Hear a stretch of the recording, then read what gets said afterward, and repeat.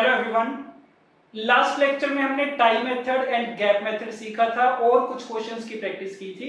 इस लेक्चर में अगेन कुछ और क्वेश्चंस की प्रैक्टिस करेंगे सेम कंसेप्ट के ऊपर, राइट। और लास्ट लेक्चर में हमने जो क्वेश्चंस लिए थे ना टाई मेथड और गैप मेथड में, उसमें क्या था, सारे वो वाले क्वेश्चंस लिए गए थे जिसमें सारे ऑब्जेक्ट्स क्या थे, डिस्टिंक्ट थे, डिफरेंट थे। तो इस वाले लेक्चर में क्या कर रहे हैं, वो वाले सारे केसेस ले रहे हैं, वो वाले क्वेश्चंस ले रहे हैं जिसमें कुछ ऑब्जेक्ट्स क्या हो जाएंगे, आइडेंटिकल भी हो जाएंगे। तो मतलब जो हमने वो वाला कंसेप्ट सीखा था परम्यूटेशन ऑफ अलाइक ऑब्जेक्ट्स वाला, और जो tie method and gap method वाला कंसेप्ट है, दोनों को कंबाइन करके जो क्वेश्चंस बनाए गए हैं उनकी हम यहाँ पे प्रैक्टिस करेंगे। ठीक है जी, तो देखना इसको। Question number 1 is there are 12 identical white balls, 3 identical red balls and 4 green balls of different shades. ये 12 आइडेंटिकल ऑब्जेक्ट्स हो गए, ये 3 आइडेंटिकल ऑब्जेक्ट्स और ये 4 green balls of different shades, मतलब ये 4 क्या हो गए, डिफरेंट ऑब्जेक्ट्स है। The number of veg in which they can be arranged in a row so that at least one ball is separated from the balls of the same color is। तो ये पढ़ के देखो लो, इस वाली statement का मतलब क्या है, the number of ways in which they can be arranged in a row, इनको एक रो में अरेंज करना है सो दैट क्या लिखा गया, at least one ball is separated from the balls of the same colour. कम से कम एक बॉल ऐसी होनी चाहिए जो कि अपने सेम कलर की बॉल्स जो होंगी उनसे सेपरेट पड़ी हो। ठीक है, एटलीस्ट वन बॉल, कम से कम 3 कलर है टोटल हमारे पास, व्हाइट है, रेड है और ग्रीन है। कम से कम एक बॉल, वो सारे अरेंजमेंट्स बनाने हैं जिसमें कम से कम एक बॉल ऐसी हो जो कि अपने सेम कलर की बॉल्स के साथ ना पड़ी हो, उनसे कहीं दूर पड़ी हो, उनसे सेपरेटेड पड़ी हो। ठीक बात है, तो सोच के देखो इसको कैसे स्टार्ट किया जाएगा, इस कंडीशन को कैसे अप्लाई करेंगे कि कम से कम एक बॉल ऐसी होनी चाहिए जो अपने सेम कलर की बॉल से दूर हो, सेपरेटेड हो। अब एक चीज का तो ध्यान रखा करो, देखो एटलीस्ट जहां पे भी वर्ड आ गया ना, तो उसमें काफी चांसेस होते हैं कि हम क्या करें ना, हम टोटल केसेस फाइंड कर लें और उसमें से वो वाले केसेस माइनस कर दें जो इस कंडीशन को फॉलो नहीं कर रहे, बेसिकली जो नॉन रिक्वायर्ड केसेस है। ठीक बात है, जैसे मान लो अगर क्वेश्चन आ गया कि टोटल 5 बॉयज हैं, 5 गर्ल्स हैं, तो find the total number of ways of selecting 4 people in which there is at least one boy. तो जब भी ऐसा एटलीस्ट वाला केस आता है तो हम क्या करते हैं, हम टोटल फाइंड कर लेते हैं और उसमें से वो वाले केसेस माइनस कर दो जिसमें कोई भी बॉय ना हो, चारों के चारों क्या हो, गर्ल्स हो।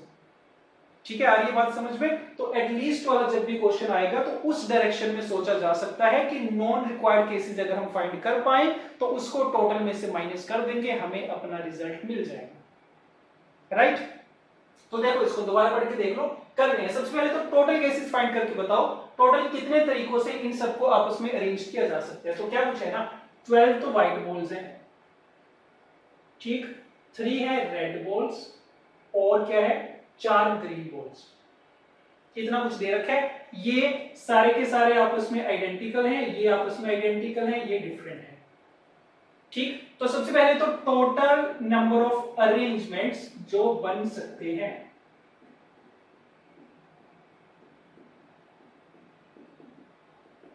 टोटल नंबर ऑफ अरेंजमेंट्स कितने बनेंगे, तो क्या समझ में आएगा, 12 3 15 4 19। तो टोटल कितने ऑब्जेक्ट्स हैं ना हमारे पास, 19 ऑब्जेक्ट्स हैं। तो इनके अरेंजमेंट कितने, 19 फैक्टोरियल अपॉन ये सारे आइडेंटिकल, ये सारे identical, so this is 12 factorial into 3 factorial, इतना बन जाएगा। ये 4 तो आइडेंटिकल नहीं है, तो टोटल नंबर ऑफ अरेंजमेंट्स इनके बन सकते हैं इतने। ठीक बात है, ओके। देन अब नॉन रिक्वायर्ड केसेस की बात करते हैं। नॉन रिक्वायर्ड केसेस क्या होंगे, at least one ball is separated. ये वाला केस दिया इसने, तो नॉन रिक्वायर्ड में क्या होगा कि कोई भी ऐसी बॉल ना हो जो कि अपनी सेम कलर की बॉल्स से सेपरेटेड है। कोई भी ऐसी बॉल नहीं होनी चाहिए जो कि सेम कलर की बॉल्स से सेपरेटेड है। इसका मतलब क्या होगा, हर एक बॉल ऐसी होगी जो कि अपने सेम कलर की बॉल्स के साथ ही पड़ी होगी। तो इसका मतलब क्या है, सारी की सारी सेम कलर वाली बॉल्स क्या होंगी, टुगेदर होंगी, एक साथ होंगी। तो जो हमारे नॉन रिक्वायर्ड केसेस है ना, वो कौन से हैं, that number of arrangements in which balls of the same color are together। ये पढ़ के देख लो, सही लिखा गया। तो अगर हम सारी सारी बॉल्स को ही अपनी सेम कलर की बॉल के साथ रख दें, सारी व्हाइट एक साथ रख दें, सारी रेड एक साथ रख दें, सारी ग्रीन एक साथ रख दें, तो उससे क्या होगा, ऐसी कोई भी बॉल नहीं बचेगी जो कि अपने सेम कलर की बॉल से सेपरेटेड है। तो मतलब हमारे पास क्या आ जाएंगे, नॉन रिक्वायर्ड केसेस आ जाएंगे। तो वही करने की ट्राई कर रहे हैं। तो अब ये देखो, ये वाले हम केसेस फाइंड कर सकते हैं क्या, ये वाले अरेंजमेंट्स फाइंड कर सकते हैं। तो क्या करना है, सेम कलर की बॉल्स को टुगेदर रखना है। क्या करेंगे, ये सारी सेम कलर की हैं, इसको एक यूनिट मान लिया जाएगा। टाई मेथड लगा रहे हैं एक साथ रखने, तो एक यूनिट ये हो गया, एक यूनिट ये, एक यूनिट ये बनेगा। ठीक बात है। तो 3 यूनिट है, इनको अरेंज करने के तरीके कितने, 3 factorial. So this is equal to 3 factorial. Multiply में क्या होता है, इनके जो इंटरनल अरेंजमेंट्स बन सकते हैं। 12 व्हाइट बॉल्स के बताओ आपस में, इसी ग्रुप में अगर बात करें, इनको आपस में कितने तरीकों से अरेंज किया जा सकता है, 12 फैक्टोरियल से। 12 फैक्टोरियल से कब होता, अगर सारी की सारी क्या होती, डिफरेंट होती, बट सारी आइडेंटिकल हैं। तो 12 के 12 ऑब्जेक्ट्स अगर एक जैसे हैं, उनको कितने तरीकों से अरेंज कर पाओगे, एक ही तरीका है, जिसको जहां मर्जी रख लो सारे एक ही जैसे दिखेंगे। या फिर ऐसे बोल लो कि टोटल ऑब्जेक्ट्स 12 हैं, उसमें से आइडेंटिकल कितने, 12। तो 12 फैक्टोरियल अपॉन 12 फैक्टोरियल करोगे तो कितना आ जाएगा, 1 आ जाएगा। तो इनके इंटरनल रीअरेंजमेंट्स कितने बनेंगे, एक ही बनेगा।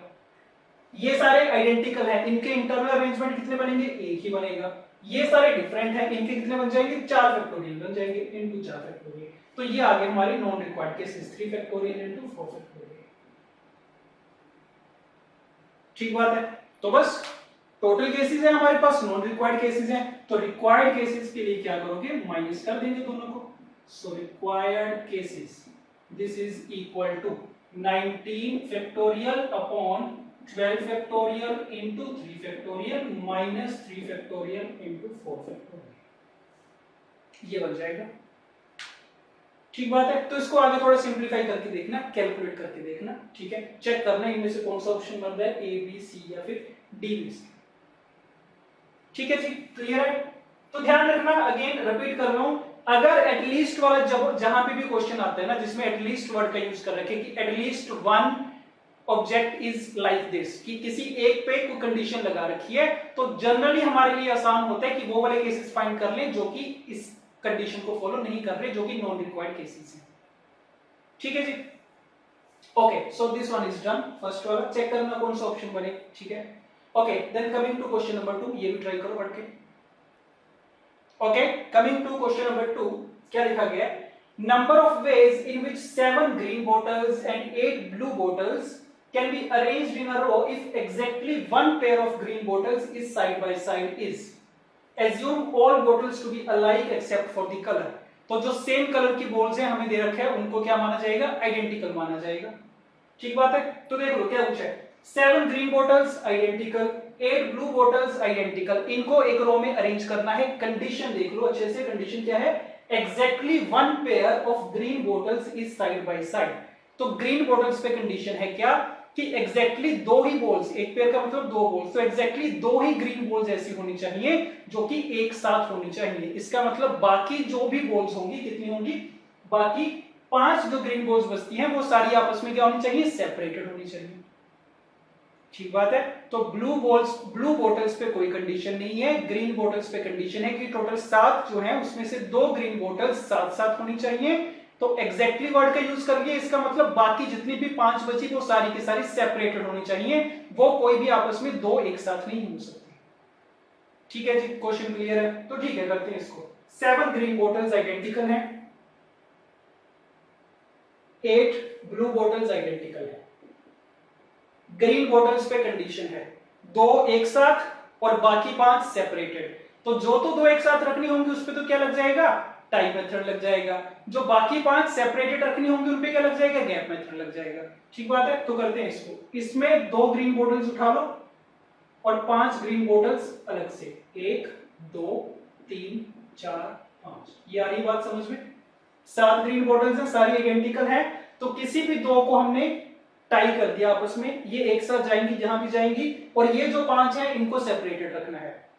ठीक बात है। ब्लू बॉल्स पे कोई कंडीशन नहीं है, तो पहले क्या कर लेते हैं, ब्लू बॉल्स को अरेंज कर लो। सो 8 blue balls, number of ways of arranging 8 blue bottles, बता दो कितने तरीके आएंगे। 8 ब्लू बॉटल्स हैं, सारी की सारी आइडेंटिकल हैं, एक रो में अरेंज करने का एक ही तरीका 8 फैक्टोरियल अपॉन 8 फैक्टोरियल। ठीक बात है। अब देखना इसको, 8 ब्लू बॉटल्स तो अरेंज हो गई, तो 1 2 3 4 5 6 7 8। अब हमें क्या करना है, इनके बीच में ग्रीन बॉटल्स इस तरीके से रखनी है, ये और ये सारे के सारे आपस में क्या होने चाहिए ना, सेपरेटेड फ्रॉम ईच अदर। ठीक बात है, ये दोनों एक साथ होंगे, ये आपस में सेपरेटेड, और ये भी आपस में सेपरेटेड होंगे, क्योंकि अगर ये दोनों भी एक साथ आ गए तो 3 ग्रीन बॉटल्स एक साथ हो जाएंगे। तो हमें क्या चाहिए, एग्जैक्टली 2 ही एक साथ। तो इसको टाई किया, इन सब पे क्या लगेगा, गैप मेथड लगेगा। ठीक बात है। तो गैप देखो कितने बन रहे हैं, टोटल 8 चीजों को हमने प्लेस किया था, टोटल कितने गैप्स बनेंगे, 9 गैप्स बनेंगे, 1 2 3 4 5 6 7 8 9। तो 9 गैप्स बने, उसमें कितने यूनिट्स को हमें प्लेस करना है, 1 2 3 4 5 6, 6 यूनिट्स को प्लेस करना है ना, 6 गैप्स की सिलेक्शन कर लो। सो 9C6, 6 गैप हमने सिलेक्ट कर लिए, मान लो 1 2 3 4 5 6, ये 6 गैप मान लो हमने सिलेक्ट कर लिए। अब ये बताओ, इन 6 गैप्स में इन 6 यूनिट्स को, इन 6 ऑब्जेक्ट्स को प्लेस करने के कितने तरीके हैं, number of arrangements of these 6 objects in these 6 places, कितने तरीकों से अरेंज कर पाओगे। डायरेक्टली 6 फैक्टोरियल नहीं बोलना, क्यों, क्योंकि बीच में कुछ ऑब्जेक्ट्स क्या है, आइडेंटिकल भी है। तो बताओ इसमें कितने आइडेंटिकल दिख रहे हैं आपस में, टोटल 6 ऑब्जेक्ट्स हैं, क्या 6 के 6 आइडेंटिकल हैं, तो नहीं, 6 के 6 आइडेंटिकल नहीं है, क्योंकि इस वाले ऑब्जेक्ट के अंदर 2 ग्रीन बॉटल्स रखी गई हैं, तो ये वाला इनसे क्या हो गया, डिफरेंट हो गया। तो तुम क्या बोल दोगे, 6 में से 5 क्या है, आपस में आइडेंटिकल हैं, तो इनके अरेंज करने के तरीके भी कितने बनेंगे, 6 फैक्टोरियल अपॉन 5 फैक्टोरियल, कितने बनने चाहिए। ठीक बात है, क्योंकि एक ऑब्जेक्ट जहां भी ये जाएगा ना, मान लो यहां पे ये चला गया 2G वाला, या फिर GG बोल लो, 2G का मतलब 2 ग्रीन बॉल्स एक साथ है, तो GG यहां पे आ गया, यहां पे G आया, यहां पे G आया, यहां पे G, यहां पे G और यहां पे G। तो तुम देख पाओगे जब इनकी अरेंजमेंट करने बैठोगे तो ये दोनों डिफरेंट दिखेंगे और ये बाकी सारे क्या दिखेंगे, आपस में आइडेंटिकल। तो वही बोला हमने कि इन 6 में से ये 5 ऑब्जेक्ट्स आइडेंटिकल हैं, तो फॉर्मूला लग गया 6 फैक्टोरियल अपॉन 5 फैक्टोरियल। जिनको आपस में टाई किया था उनकी इंटरनल अरेंजमेंट्स कितनी बनेगी, एक ही बनेगी, क्योंकि दोनों आइडेंटिकल हैं। तो बस इतने तरीकों से तुम ग्रीन बॉटल्स को अरेंज कर पाओगे। तो पहले ब्लू बॉटल्स के कितने वेज थे, एक ही था, ग्रीन बॉटल्स के कितने, ये इतने नंबर ऑफ वेज हैं, तो टोटल भी इतने आ जाएंगे। ठीक है जी, तो काम वही कर रहे हैं, बार बार टाइम मेथड गैप मेथड लगा रहे हैं। जहां पे चीजों को अलग रखना है गैप मेथड, जहां पे एक साथ रखना है वहां पे टाइम मेथड। ठीक बात है। अगेन क्वेश्चन जितनी मर्जी वैरायटी के बन सकते हैं, उसकी कोई लिमिट नहीं है। ठीक है जी, तो होपफुली ये भी क्लियर है। तो इसको भी चेक करना कौन सा ऑप्शन मैच करेगा, ABCD में से कैलकुलेशन करना।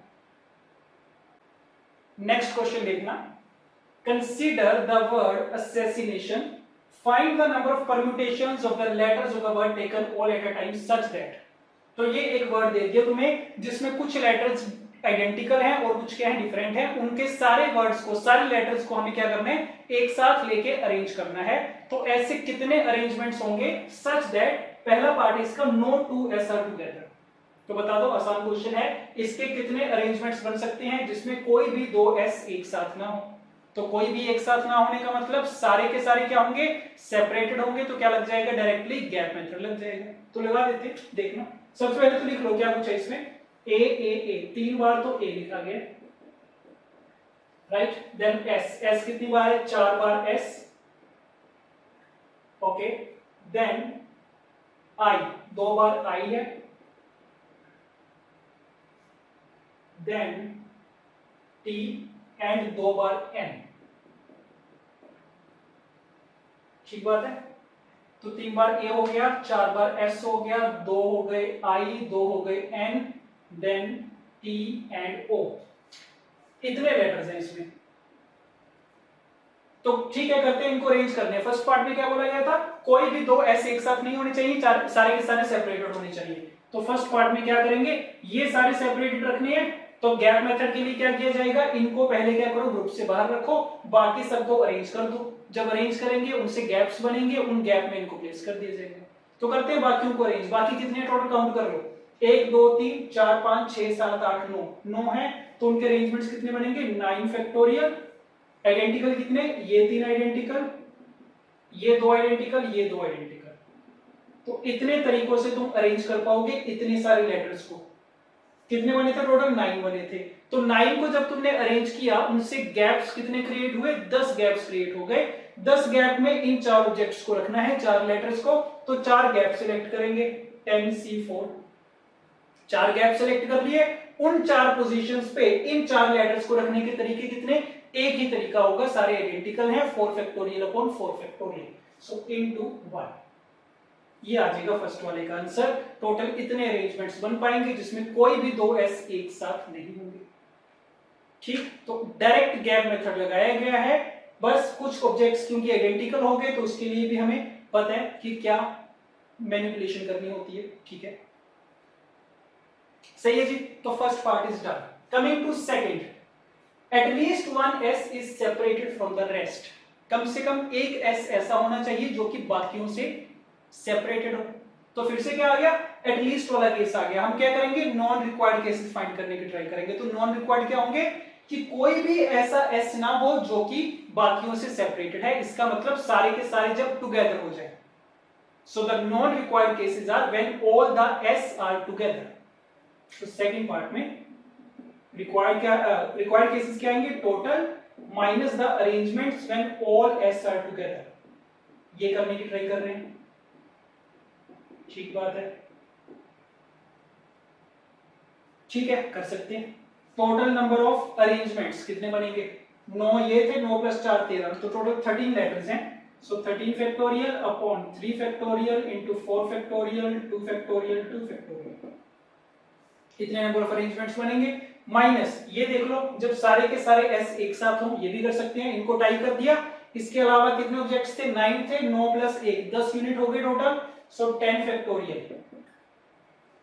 ठीक बात है, 10 फैक्टोरियल अपॉन ये 3 factorial into 2 factorial into 2 factorial. तो इसको जब तुमने एक ऑब्जेक्ट माना, एक लेटर माना, टोटल 10 लेटर्स बने, उसमें 3 आइडेंटिकल, 2 आइडेंटिकल, 2 आइडेंटिकल, इतने अरेंजमेंट्स बन गए। इनके आपस में इंटरनल अरेंजमेंट कितने बनेंगे, एक ही बनेगा, इंटू 1 कर दो चाहो। तो ये आंसर आ जाएगा सेकंड के लिए। ठीक, अगेन डायरेक्ट टाइम मेथड लगाया गया है, वो कुछ भी नहीं है। Okay, coming to the third part, देख लो इसको भी। ऑल A's आर टुगेदर, इनको टाई कर दिया जाएगा। बोथ I's आर टुगेदर, इनको टाई कर देंगे। But all the S are separated, इन पे गैप मेथड लग जाएगा। बार बार वही काम चल रहा है, कर दो इसको, आराम से हो जाएगा। All A's are together, all I's are together, तो इनको किया टाई, इनको किया टाई, इस पे लगाना है गैप मेथड। ठीक बात है, तो गैप मेथड लगेगा, इसको ग्रुप से बाहर रखते हैं। इसके अलावा देखते हैं कितने अरेंजमेंट्स बनेंगे। तो एक ऑब्जेक्ट, 2 3 4 5 6, इसके अलावा टोटल 6 ऑब्जेक्ट्स बचते हैं। तो 6 फैक्टोरियल, कितने आइडेंटिकल हैं, इसको तो हमने एक ही माना हुआ है, इसको एक ही माना हुआ है, तो ये 2 आइडेंटिकल हैं, तो अपॉन 2 फैक्टोरियल। तो हुआ क्या, अब तक हमने इनकी अरेंजमेंट कर दी, बट जिनको टाई किया हो उनके बारे में भी देख लो। इसका तो एक ही अरेंजमेंट बनेगा अंदर से, इसका भी एक ही बनेगा, तो इंटरनल अरेंजमेंट तो करने की जरूरत है ही नहीं, इनको 1 ही आ जाएगा। ठीक बात है, तो इस वाले स्टेप तक क्या हुआ, इन 4 S के अलावा हमने बाकी सारे ऑब्जेक्ट्स को अरेंज कर दिया। कितने ऑब्जेक्ट्स को अरेंज किया गया, 1 2 3 4 5 6। उन 6 ऑब्जेक्ट्स को जब तुमने रखा, उनके बीच में गैप्स कितने बने, 7 गैप्स बने होंगे। उन 7 में इन एसेस को प्लेस करना है, तो 7 में से 4 गैप सिलेक्ट करेंगे, उनमें S को अरेंज करने के तरीके कितने होंगे, एक ही होगा। ये आंसर आ जाएगा, देख लो। ठीक बात है ये। Okay, third is also done. Then coming to fourth, the vowels always occupy the odd positions। जितने भी vowels है ना, वो odd positions पे आने चाहिए। अब इसको देखो सोच के आराम से क्या होगा। सबसे पहले तो vowels काउंट कर लो कितने हैं, odd positions देख लो कितनी है।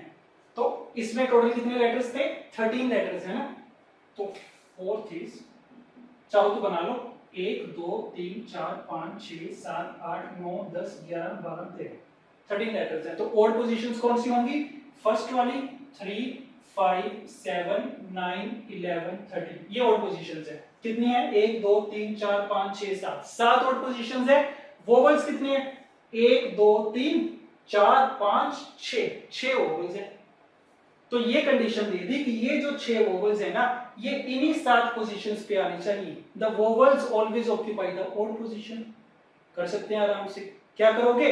सबसे पहले इन 6 वोवेल्स को रखने के लिए इन 7 में से ना कोई भी 6 प्लेसेस सिलेक्ट कर लो जहां पे तुम रखना चाहोगे।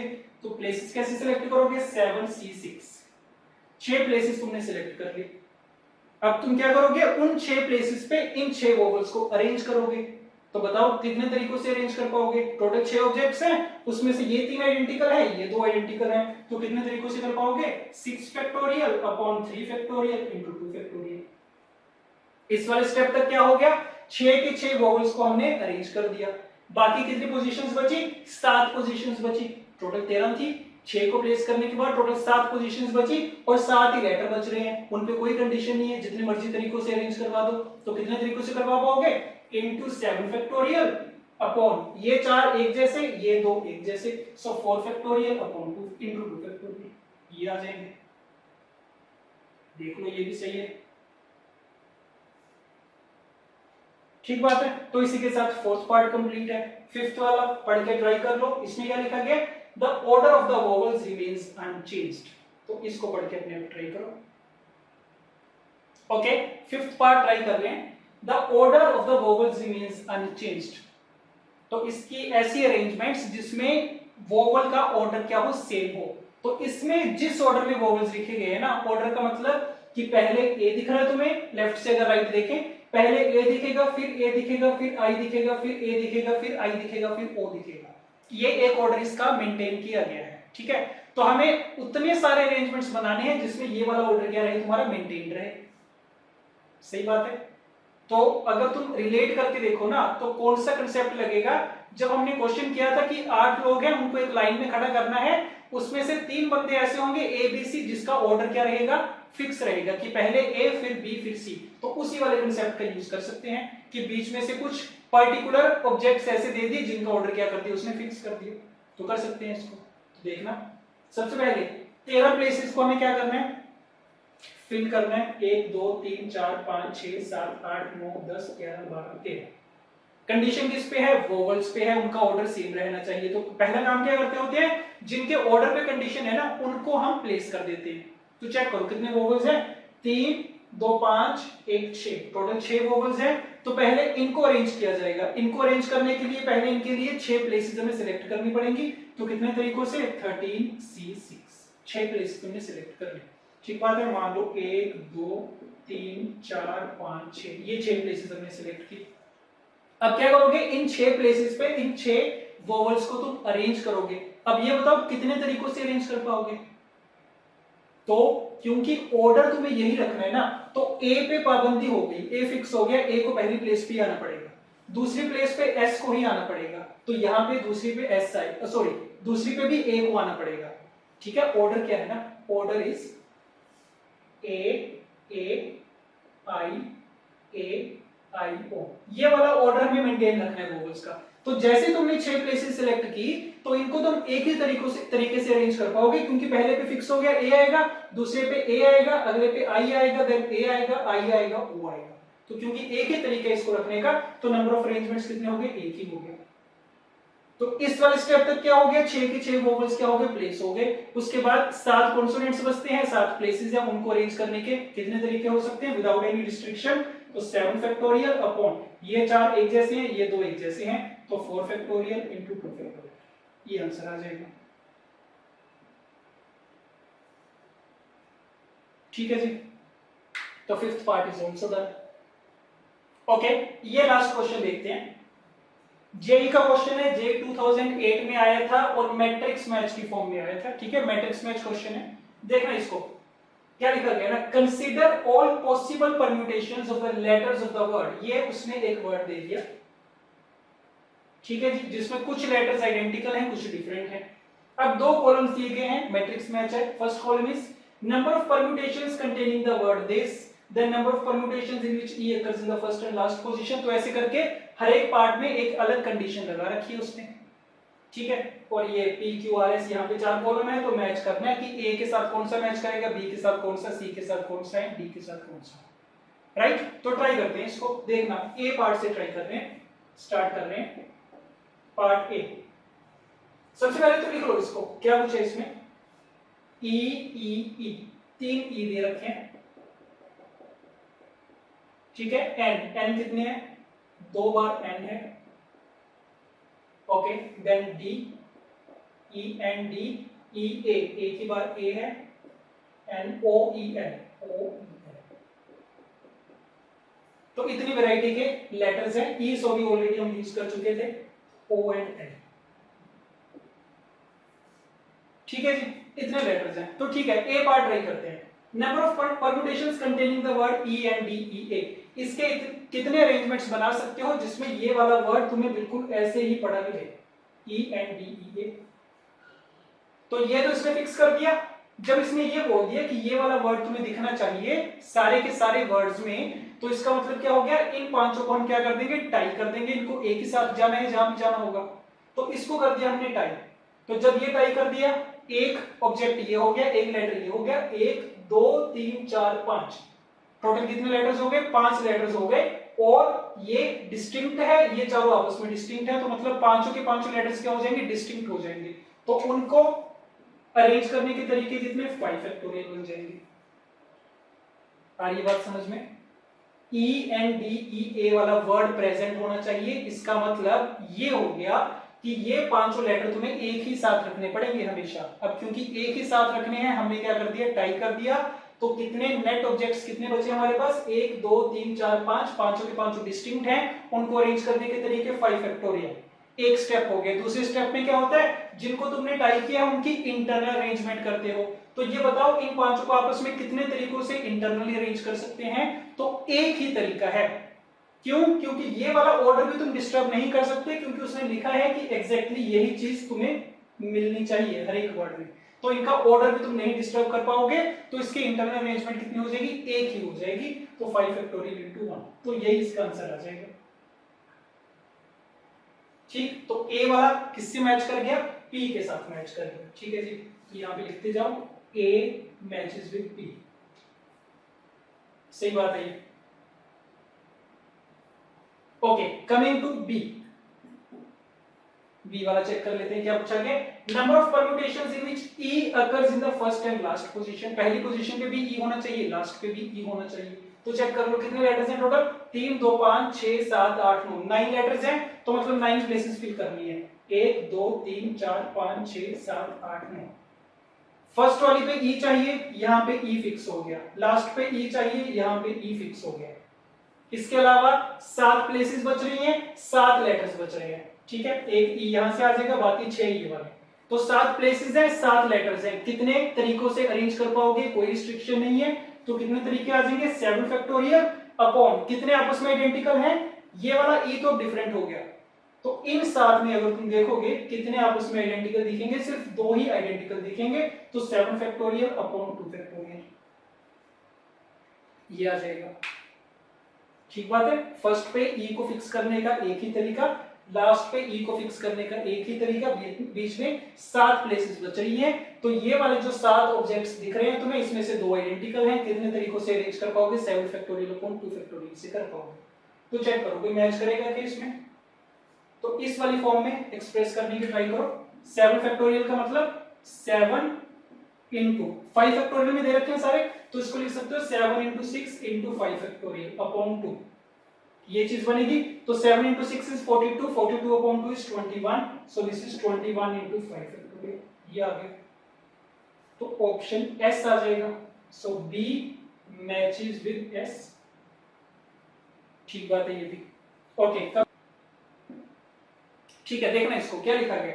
Number of permutations in which none of the letters D, L, N occurs in the last 5 position। तो ये जो 3 पर्टिकुलर लेटर्स हैं D, L और N, तो इसने दे दिया कि ये लास्ट की 5 पोजीशंस पे नहीं आने चाहिए। ठीक है, तो टोटल कितनी पोजीशंस थी, 9 थी ना, 1 2 3 4 5 6 7 8 9।